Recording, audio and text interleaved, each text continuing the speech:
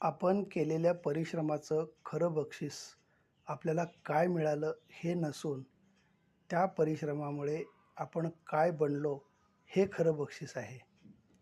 Get together हे एक औषध आहे. वरचेवर मित्रांच्या मैत्रीच्या संपर्कात जरूर राहा. मनसोक्त पैसे वेळ खर्च करा. आयुष्य मर्यादित आहे आणि जीवनाचा जेव्हा शेवट होईल तेव्हा इथली कोणतीच गोष्ट आपल्यासोबत नेता येणार नाही.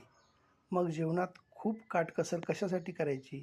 आवश्यक आहे तो खर्च केलाच पाहिजे. ज्या गोष्टींतून आपणास आनंद मिळतो त्या गोष्टी केल्याच पाहिजेत.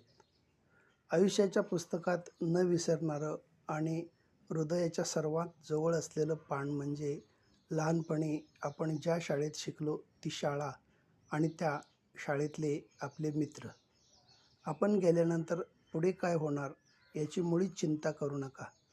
कारण आपला देह जेव्हा मातीत मिसळून जाईल तेव्हा कुणी आपले कौतुक केले काय किंवा टीका केली काय? जीवनाचा आणि स्वकष्टाने मिळवलेल्या पैशांचा आनंद घेण्याची वेळ निघून गेलेली असेल.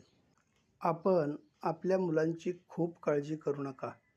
त्यांना स्वतःचा मार्ग निवडू द्या. स्वतःचे भविष्य घडवू द्या.